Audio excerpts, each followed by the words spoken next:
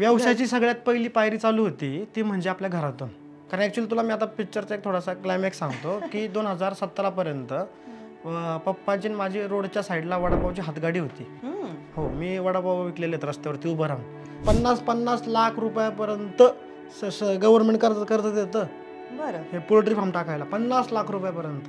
त्यांचं मॅनेजमेंट भंगार, त्यांचं पोल्ट्री फार्मचं कामच नाही. ह्याला खूप सतर्क माणूस पाहिजे. आणि व्हिडिओ बघणाऱ्या मला नाही वाटत की कोण बॉयलर पक्षी पाळून तो चवीने स्वतःच्या फॅमिलीला चारत असेल किंवा स्वतः खात असेल. कारण तो स्वतः त्याला मोठं करतोय ना, तर त्याला माहिती प्रोसेस किती घाणेरडी येते. आता जवळजवळ आपल्याकडे एक 70-80 लाख पक्षी आहेत आमच्याकडे आता पूर्ण टीमकडं. पहिलं ट्रेनिंग होतं.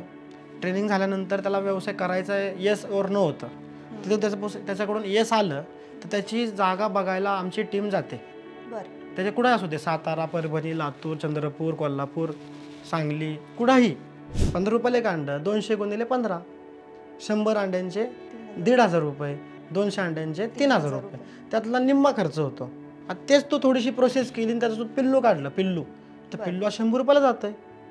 6,000मधून तू 5,000 जरी पिल्लं काढली तरी 5,000 गुणिले 100 5 लाख रुपये होतात.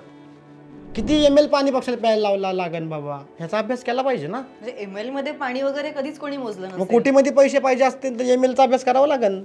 आम्ही 6 एकरमध्ये प्रकल्प केलाय आणि तिथं 1 लाख पक्षी आहेत आमचे मुक्त. ते बघायला मी 1,000 रुपये फी ठेवणार आहे आता. खरंच, कारण हे खूप कर्तृत्वाची गोष्ट आहे, खूप मोठी गोष्ट आहे ती. कोणी कोणी कर्ज काढलंय, कोणी कोणी आईचं सोनं ठेवलेलं आहे, कोणी कोणी बाहेरून पैसे घेतलेले आहेत, कोणी कोणी अख्ख्या आयुष्याची कमाई लावलेली माझ्या भरोशावरती. तर आम्हाला झोपून कसं चालेल, काम तर करावं लागेल ना. मला काहीच माहीत नाही, मला बाहेरची दुनिया. मला एकच माहिती आहे फक्त, बिझनेस, कोंबडी. रस्त्याने चालायचं म्हणलं तर पाणी उडून घ्यायची सवय लावायला लागेल, किंवा जर आपली पॅन्ट स्वच्छ ठेवायची असेल तर आपल्याला मोठं व्हावं लागेल ना. हे थोडेसे विचार माझ्या डोक्यामध्ये आले होते तेव्हाच. मुलगी पण मी तशीच बघणार आहे बाबा, की बाबा माझ्या व्यवसायामध्ये तुला डोकं घालत असेल तर. अच्छा. हा, नाही तर असं ते घरी बसून घरी कधी येणार तसं जमणार नाही आपल्याला.